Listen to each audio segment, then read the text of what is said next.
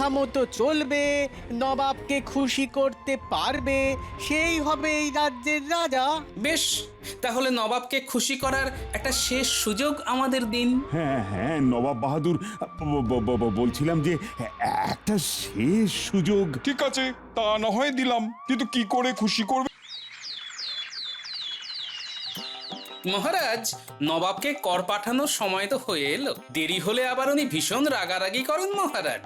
হ্যাঁ, সেই নিয়ে তুমি চিন্তা করো না তো গোপাল। আর এই সবকিছু তো গুছিয়েই রাখা আছে। আজ দুপুরেই গরুর গাড়ি করে সব পাঠিয়ে দেব। বেশ বেশ, তাহলে নিশ্চিন্ত হওয়া গেল। ঠিক আছে ঠিক আছে, আজকে তাহলে সভা এখানেই শেষ করা হোক। বেশ বেশ, আজকের সভা হলো শেষ। সব জিনিস গাড়িতে তোলা হয়ে গেছে মহারাজ। বেশ বেশ, সাবধানে যাবে, দেখবে যাতে ভালোভাবে এই জিনিসগুলো নবাবের কাছে পৌঁছে যায়। যথা আজ্ঞা মহারাজ। মহারাজ, আমি বলি কি, শুধু শুধু এই 4 জন সেপাইকে পাঠিয়ে কি লাভ? মানে তুমি কি বলতে চাইছো বলো তো মন্ত্রী? মানে বলছি যে রাজ্যের মধ্যে অনেক জায়গাতেই তো সৈন্য সেপাইয়ের অভাব আছে, রাজ্যের মানুষেরও তো নিরাপত্তা দরকার। তো সেখান থেকে 4 জন সেপাইকে এনে এই সামান্য খাজনার পাহারায় দিয়ে কি আদৌ কোনো লাভ হবে? তা তুমি ঠিকই বলেছো মন্ত্রী। তবে নবাবের খাজনা তো ভয় হয় যদি কিছু হয়ে যায়। আজ পর্যন্ত ওই একই রাস্তা দিয়ে তো খাজনা পাঠাচ্ছেন, কিন্তু একবারও কি কিছু হয়েছে? তা হয়নি বটে, কিন্তু মহারাজ মহারাজ ভয় পাবেন না, একদম ভয় পাবেন না। এই তো এই 2 জন গাড়োয়ান আছে, এরা দায়িত্ব নিয়ে পৌঁছে দেবে। কিরে, পারবি না? হ্যাঁ হ্যাঁ, খুব পারবো। বেশ বেশ, ঠিক আছে, তোমরা দুজনেই যাও তাহলে। তবে সাবধান, কিন্তু খুব সাবধানে। হ্যাঁ মহারাজ, আমরা সাবধানেই নিয়ে যাব।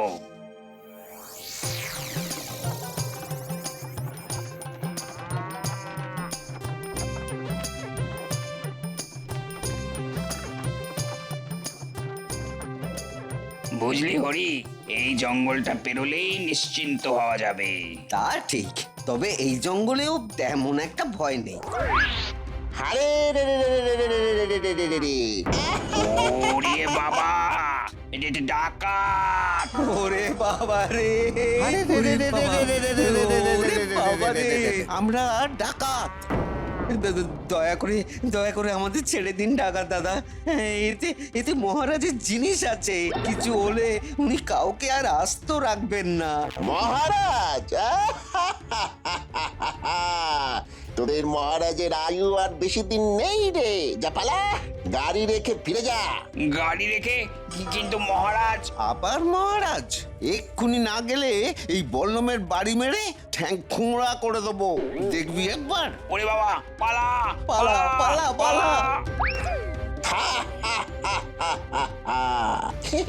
চল চল, এবার মালগুলো সরিয়ে ফেলি।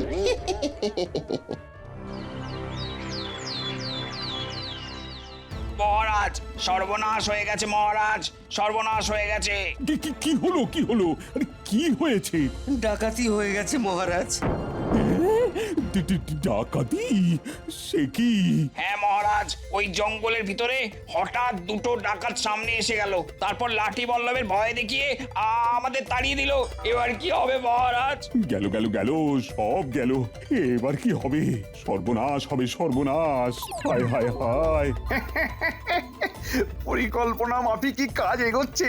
নবাব বাহাদুর এবার এলেন বলে যাই যাই, গিয়ে মালপত্রগুলো ঠিকঠাক আছে কিনা দেখে আসি। যাই। ধুর ধুর, বউয়ের আবদার মেটাতে এই সময় এই জঙ্গল পেরিয়ে পাশের গ্রামে যেতে হচ্ছে। বিয়ে করে এমন ঘিয়ে ভাজা হয়ে যাব জানলে ওই ছাদনাতলার ছায়াই মারাতাম না। ধুর। ওরে বাবা রে, কি জোরে কামড়ালো রে বাবা। কি এত পিঁপড়ে একসাথে যাচ্ছে কোথায় দেখি তো।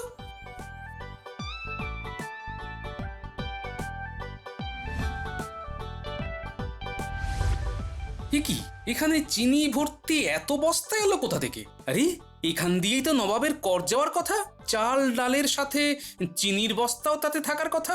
তাহলে কি? সাব্বাস সাব্বাস বটা ঘটা, সাব্বাস। আরে এ তো মন্ত্রী মশাইয়ের গলা মনে হচ্ছে। সাব্বাস বটা ঘটা, সাবাস। তোরা আমার বুকের পাটা অনেক বড় করে দিলি রে, সাবাস। আহা, সবই আপনার দয়া মন্ত্রী মশাই। না না, মন্ত্রী মশাই নয়, এবার থেকে রাজা মশাই বলা অভ্যেস কর। খুব তাড়াতাড়ি আমি এই রাজ্যের রাজা হতে চলেছি। তা তো বটেই। সবকিছু একদম পরিকল্পনা মাফিক চলছে। আমার পরিকল্পনা অনুযায়ী তোরা ডাকাত সেজে নবাবের জিনিস লুট করেছিস। এবার নবাব বাহাদুর রাজবাড়িতে এলেন বলে আর বলতে হবে না মন্ত্রী মশাই, আর বলতে হবে না। নবাব বাহাদুর মহারাজকে গদি থেকে সরিয়ে দেবেন আর আপনি হবেন কৃষ্ণনগরের রাজা। এবার রাজা কৃষ্ণচন্দ্র ফাঁসবেই ফাঁসবে, আর আমরা সবাই হাসবো। আচ্ছা, এই ব্যাপার তাহলে। হ্যাঁ, মন্ত্রী মশাই নতুন চাল চেলেছেন। ঠিক আছে, নবাব বাহাদুর আসুক, তারপর মন্ত্রীর মানহানি আমি করছি। হ্যাঁ, আমার নামও গোপাল ভাঁড়।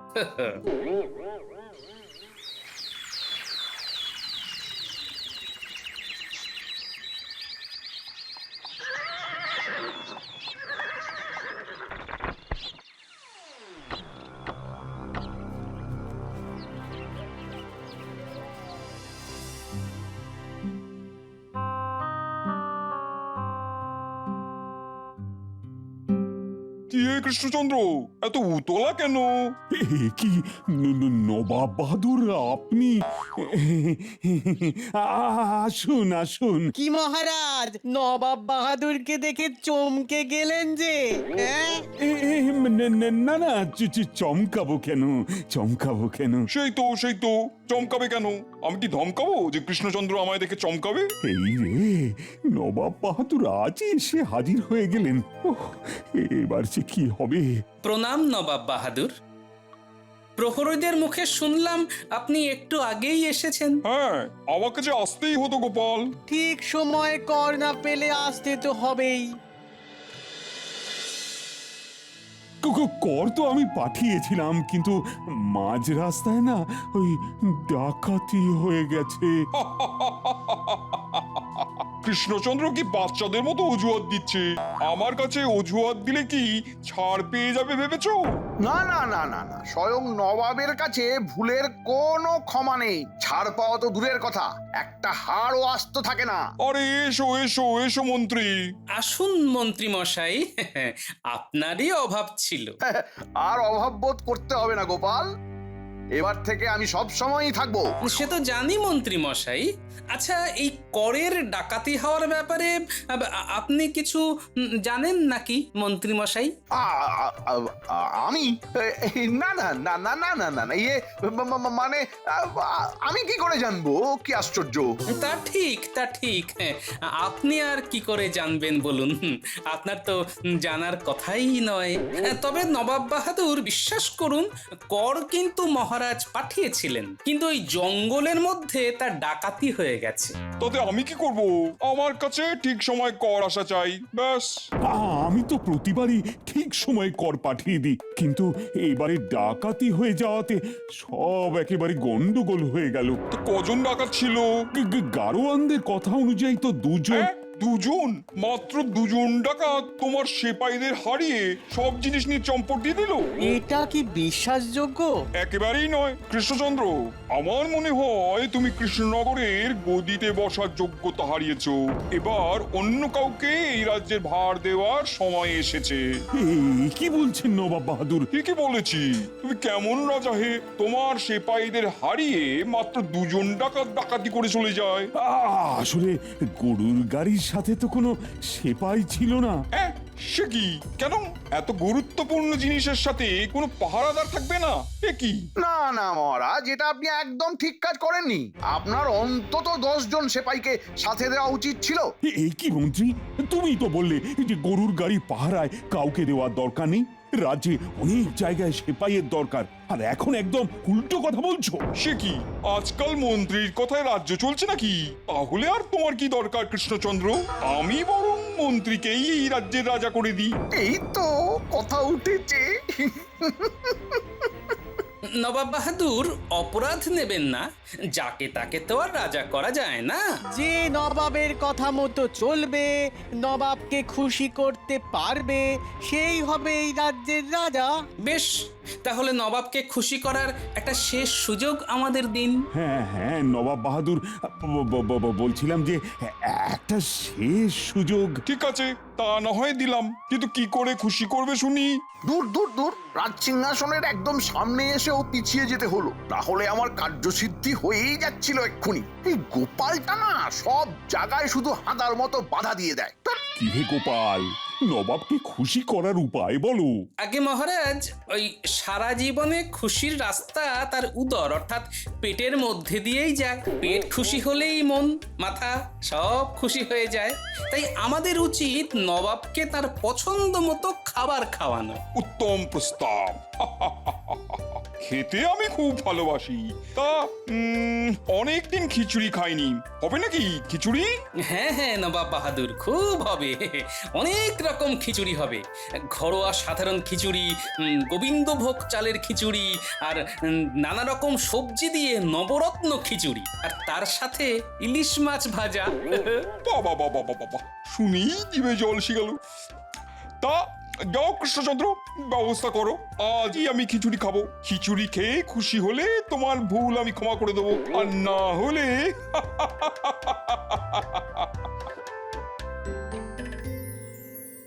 ও গোপাল, কি কি কি হবে এবার? মানে শুধু খিচুড়ি খেয়ে কি নবাব খুশি হবেন? ওসব নিয়ে আপনি কোনো চিন্তা করবেন না মহারাজ, সবকিছু আমার হাতে ছেড়ে দিন, আমি সব সামলে নেব। শুধু আপনি ওই রাজবাড়ির রাঁধুনিদের মন দিয়ে খিচুড়ি রান্নাটা করতে বলুন। ঠিক আছে গোপাল, তুমি আছো এটাই ভরসা। কিন্তু মহারাজ, আমাকে যে এখন একবার একটু বেরোতে হবে। সে কি, এই বিপদের সময় তুমি আমায় ছেড়ে চলে যাবে? না মহারাজ, যাতে আপনার বিপদ না হয় সেটাই দেখতে যাব। আসি মহারাজ, সন্ধেবেলায় দেখা হচ্ছে। মন্ত্রীমশাইয়ের পরিকল্পনায় একটু জল ঢেলে দিয়েছি বলে তিনি হয়তো রেগে গেছেন। তিনি তো এই সময় চুপ করে বসে থাকবেন না, নিশ্চয়ই নিজের স্বার্থ সিদ্ধির জন্য তিনি কোনো ফন্দি আঁটবেন। আমাকে সেটাই জানতে হবে।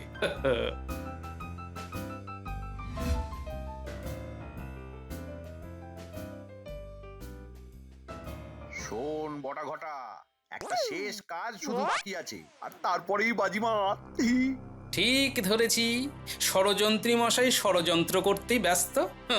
সঙ্গে সাগরেদও আছে।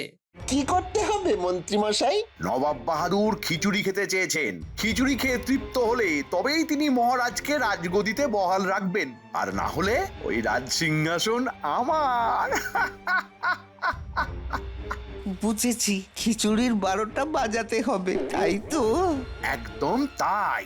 শোন, তোরা দুজন রাধুনির বেশে রাজবাড়ির রান্নাঘরে ঢুকবি, আর তারপর আর বলতে হবে না, আপনার সাথে থেকে থেকে এইটুকু শিখে গেছি। তারপর খিচুড়িতে লঙ্কার গুঁড়ো মিশিয়ে দিতে হবে। বাহ বাবা বাবা বাবা বাহ, এই না হলে আমার শিষ্য। তোরাই আমার মন্ত্রী হওয়ার যোগ্য রে, তোরাই আমার মন্ত্রী হওয়ার যোগ্য। বাবা বাবা বাবা বাবা বাহ বাহ। জানতাম ঠিক এইরকমই কিছু একটা করবে। ঠিক আছে, আমিও গোপাল ভাঁড়। মন্ত্রী, আমার হাত থেকে পাবে না তুমি ছাড়, এই মনে রেখো। না না পুটি, তুই মিথ্যে কথা বলছিস, কিন্তু আমরা যখন লুকোচ্ছিলাম তুই চোখ খুলে দেখছিলি। না, আমি মোটেই দেখিনি। তুই দেখেছিস আবার মিথ্যাও বলছিস। আমি কিন্তু গোপাল দাদুকে বলে দেব। হয়তো গোপাল দাদু আসছে। গোপাল দাদু, ও গোপাল দাদু, দেখো না পুটি কি করছে। না গো গোপাল দাদু, আমি কিচ্ছু করিনি। আহা, ওসব পরে হবে, এখন একটা কাজ আছে। এই কাজ গোপাল দাদু? শোন, কিরে তোরা পারবি তো? হ্যাঁ গো গোপাল দাদু, খুব পারবো। বেশ বেশ, এবারে মন্ত্রী মশাই বুঝবেন কত ধানে কত চাল।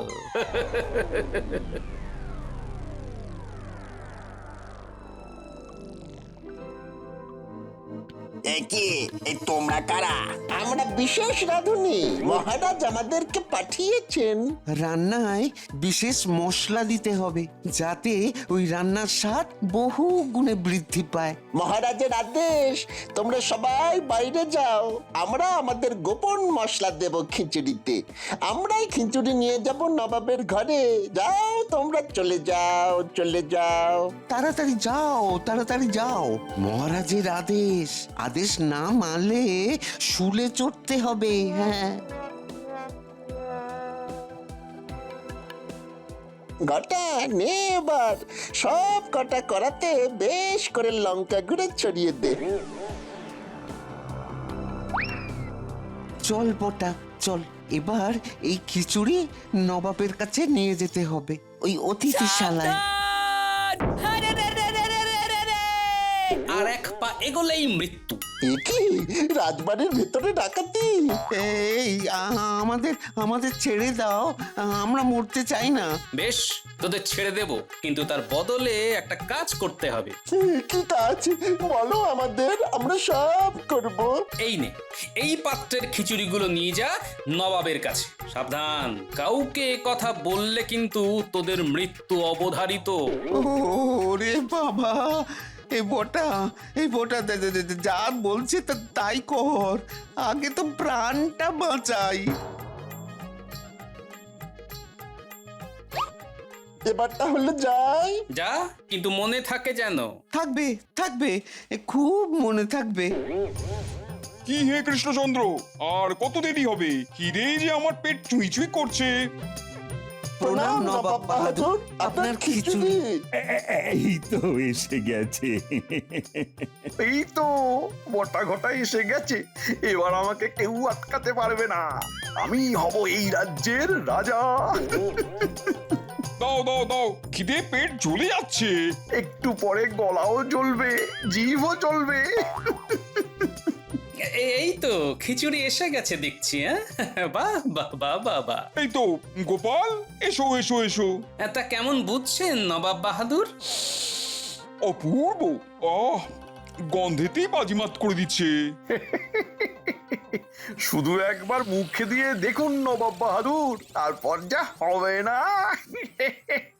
আর অপেক্ষা করতে পারছি না, ওরে বাবা, আর অপেক্ষা সহ্য হচ্ছে না। মন্ত্রী মশাই, এই মুচকি হাসি আর কতক্ষণ থাকে সেটাই দেখবো। নিন নবাব বাহাদুর, এবার শুরু করুন। অপূর্ব, কি স্বাদ। এই কি হলো? কি নবাব বাহাদুরের তো ঝাল লাগার কথা, কি হলো? তোফা তোফা, এমন খিচুড়ি আমি জীবনে খাইনি। বাহ বাহ বাহ বাহ বাহ। ভালো লেগেছে? খান খান নবাব বাহাদুর, পেট ভরে খান। নবাব বাহাদুর, আমিও কি একটু? আরে আরে খাও। আহা, সত্যি অপূর্ব অপূর্ব, মন একেবারে ভরে গেল। কি আশ্চর্য, আমার পরিকল্পনা এমন উল্টো হয়ে গেল কি করে? কি হলো? আরে হলোটা কি? মন্ত্রী মশাই বুঝতেই পারেননি যে এই শেষে এসে ওনার তরি ডুববে। সত্যি কৃষ্ণচন্দ্র, তুমি খিচুড়ি খাইয়ে আমার মন জয় করে নিলে। তোমার ভুলও আমি ক্ষমা করে দিলাম। কর মেটানোর জন্য তোমায় আমি আরো 2 সপ্তাহ সময় দিলাম। তার দরকার হবে না নবাব বাহাদুর, তোমরা ভিতরে এসো।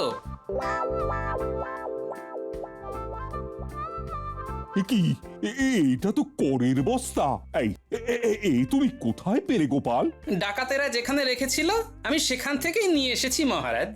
আসলে ডাকাত বুঝে উঠতে পারেনি যে ওই জায়গার সন্ধান কেউ পেতে পারে। আসলে ডাকাত তো আমাদের মধ্যেই আছে। তাই নাকি? কে সেই ডাকাত?